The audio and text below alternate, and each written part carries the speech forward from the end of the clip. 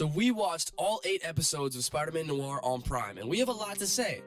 For anyone that doesn't know, this show follows an older, washed-up Spider-Man, Ben Reilly, living in the 1930s Depression era of New York. However, this is a completely different story because he's not the same Spider-Noir as the one that was in Spider-Verse. He's given up the whole hero thing, and he's working as a private investigator right now. Until, of course, his past catches up to him. And that's the basic premise of the show. We're gonna break it down real quick. Let's go. The music in the show was actually really good. I really liked it. It was very catered to the environment that the show is set in. Very 30s, very old-timey, very vibey in the sense that it's contributing to the vibe that the show is trying to create. It's very cool. The intro, which is a song called Saving Grace, is a beautiful song with even some R&B-esque vocals and a very slow beat, but it's also very bombastic with a bunch of horns, and it really contributes to the vibe of the show, and it's a great intro. Honestly, no complaints about the music. Music's great.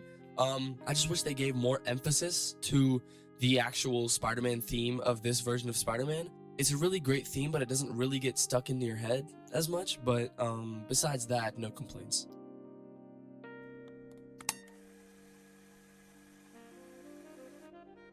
One of the coolest things about the show is that you actually get to choose how you watch it.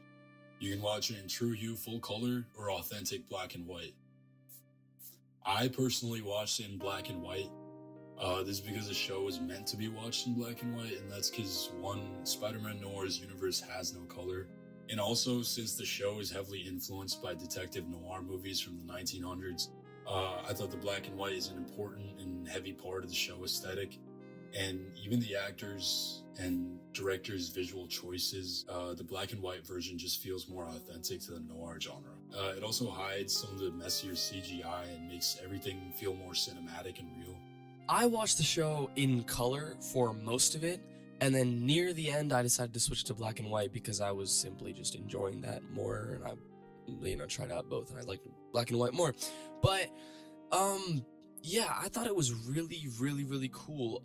There were some odd scenes where, the characters would reference a color and it would make no sense if you're watching in black and white, which is kind of weird because the creators said that it was made to be in black and white, but if it was made to be that way, why wouldn't they write it that way? It just doesn't make much sense to me.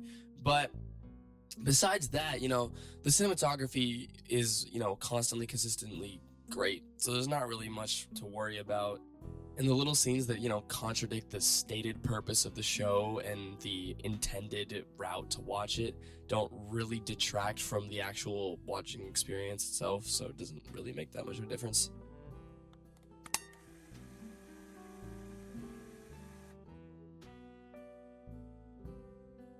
Something that does kind of make a little bit of a difference was the CGI. A lot of the scenes that took place during the Spider-Man vision, like the Spider Vision that Ben Reilly was having, they used this model for Nick Cage that was in regular clothing, and it's supposed to be just regular Ben Reilly, but it ended up having some weird, like, the Flash movie-esque animation that kind of looks like a PS4 game. But you can kind of forgive that because of the budget of the show and the fact that it is a show and it's not supposed to have like ridiculous CGI. But yeah, it's not something that takes you out of the experience, but I just felt like it was necessary to mention. But that initial swinging scene was amazing, and it's a shame we don't get much of that in the show, but it's kind of expected. Yeah, that was better than any of Tom Holland's web swinging has ever been so far. So yeah, props to them.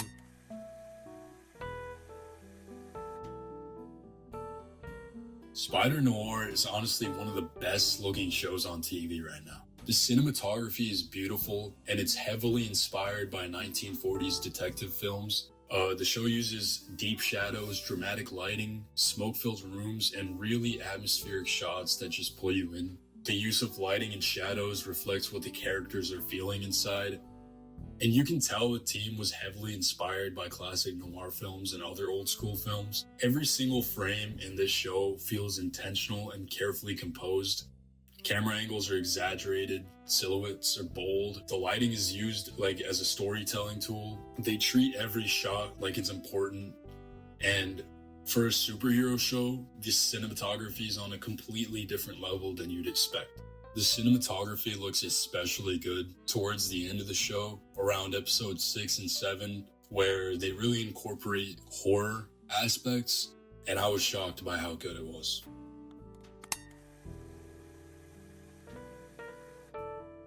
I thought the story was incredible. The premise of the show is great, and the noir mystery / private detective storyline was a lot of fun to watch, and it worked really well. And honestly, it was almost better than the Spider-Man elements of the show for me. The story digs into corruption, gang violence, and emotional trauma, and it really leaves traditional superhero conflicts behind, and this is one of the best parts of the show. The problems actually feel grounded and realistic rather than some world-ending stakes type of deal, and that's really refreshing for a Marvel project. The private investigator storyline is the backbone of the show, and I thought all the characters in the show were really well written. I liked a lot of the story choices, like having Ben Riley have spider-like instincts and spider-like body movements. I thought his backstory was handled really well, and characters like Cat Hardy or the Sandman or even Robbie Robertson were very compelling characters. While the story is really well written, the narrative is pretty predictable, so you might be able to piece together where the entire season's going pretty early on. So the story isn't perfect. And this brings me to the biggest problem of the show, which is pacing. The show does feel a little long towards the middle, around episodes 3 to 5, but it doesn't impact the show too much.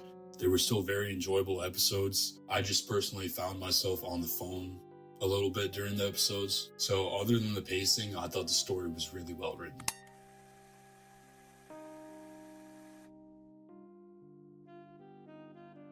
Alright, so for the performances, I mean, there's not really a lot you can say in terms of criticism. Nick Cage is incredible. He absolutely murders it as Ben Riley, and you can really tell that he's worked on his craft over years and years and years if you really look at his career. He's doing this thing absolutely. He's a lot of fun to watch, and he's actually surprisingly very witty and good at the comedy portions of the show too. Lamorne Morris as Robbie Robertson and Lee Jin Lee as Cat Hardy, and especially Brendan Gleeson as Silvermane are absolutely incredible in their roles. Lee Jin Lee really plays the seductive, sort of depressing femme fatale character very, very, very, very well, and she even brings a lot of nuance to that archetype. Because there's a lot of sensitive moments with her character that wouldn't really be explored in a general Black Cat story. Brendan Gleeson as Silvermane is just as menacing as he is comedic when he needs to be. Robbie Robertson is a great character too. His actor really plays up the morality of the character, and it's really, really interesting to see. And yeah, that's about it in terms of performances. Absolutely no complaints. No actor really let anybody down, and the acting never takes away from the show. It's awesome. And I think it's time that we, end things off with all that being said. We rated the show an 8 out of 10. Thanks for watching. This has been Loose Cannon. And if you enjoyed, feel free to like and subscribe. We linked our TikTok in the description down below if you want to check that out. Stay tuned for more. Next video is probably Lego Batman review. And we out.